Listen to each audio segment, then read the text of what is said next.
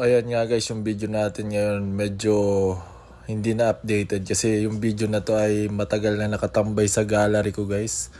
New Year pa yung video na to, so yung mama ko napaiyak dahil yung kapatid ko nagtatrabaho. Matagal nang walang contact sa cellphone, di namin makontak. And nung lumating siya nung New Year, kala namin multo pero siya pala, hindi pala. Kaya yun guys, sagulat si mama, and napaiyak siya. Napaiyak siya dahil sa sobrang saya niya guys. Dahil sa tagal nang hindi nakausap, so biglang lumitaw. At ito nga guys, yung mga kapatid ko nag-iintay na kaming kumain kasi nagugutom na kami dyan. Hindi na namin iintayin mag alas 12 guys. Kasi pag inintay pa namin, baka tumirik na yung mata namin. Hindi na rin namin makain yung mga pagkain. So ito nga pala yung damit namin yung New Year. MJ, baba na daw. Hayden, baba na daw. Oh, gutom na eh. Baka pag-abot ng alas 12, himatay na kami.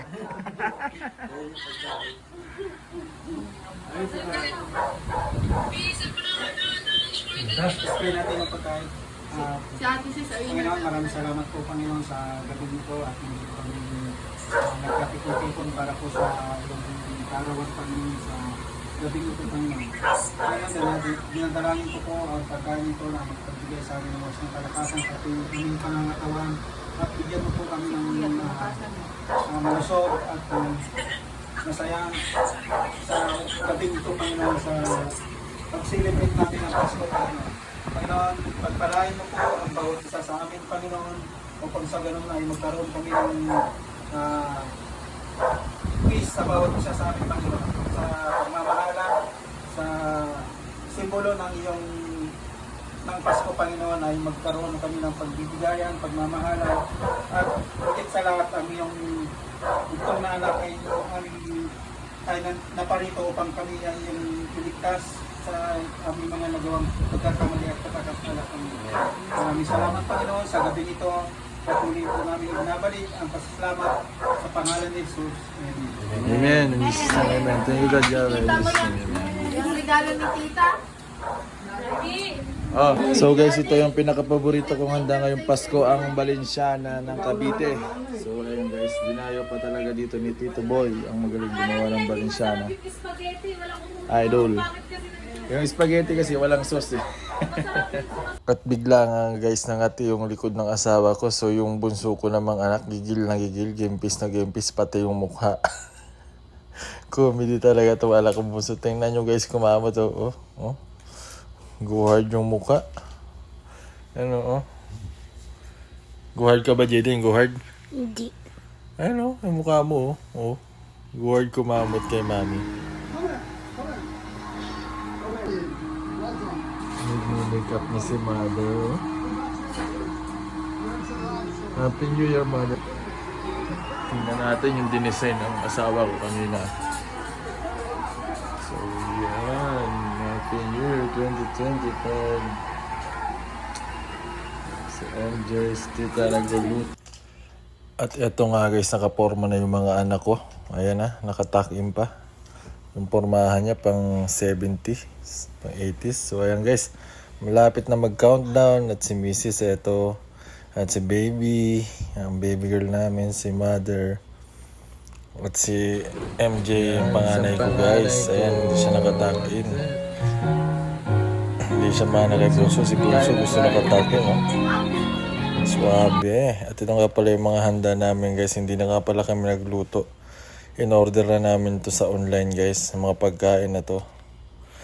So kasi para tipid na rin sa pagod. Ayan. Yung mga ihaw-ihaw lang yung niluto namin dito sa bahay guys.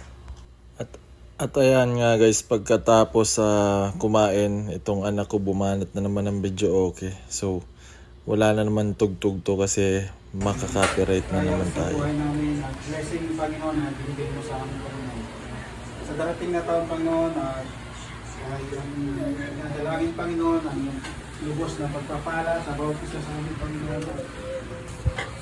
Maging successful lang anuman ang inyong kalooban Panginoon sa bawat isa sa amin Panginoon.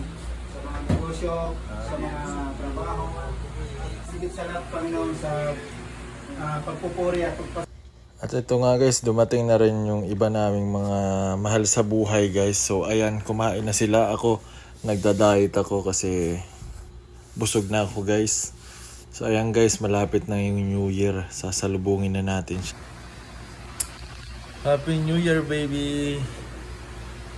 Injection. At kahit nga pala New Year na New Year guys, yung asawa ko laging nag-injection. Kasi yan yung pinaka hindi pwedeng makalimutan sa lahat ng vitamins niya sa pagbubuntis niya. So yan yung pangontra sa apas niya na sakit ng pagbubuntis guys, na pag hindi na injectionan pwedeng mamatay yung bata at pwedeng mawalan ng heartbeat. So 3 beses na sa amin nangyari yung nawalan kami ng baby dahil nawalan ng heartbeat guys, kasi hindi agad siya na-prevent. Pero ngayon, thanks God, binigyan niya kami ng doktor na mag-handle sa amin para ma-prevent yung apas na sakit guys.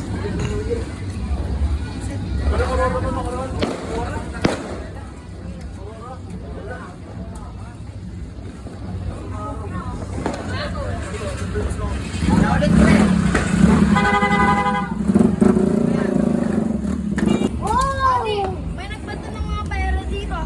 Jim, alis dyan. Happy New Year, doggy! Happy New Year! Ito. Mga kasama niyo dito. Happy New Year!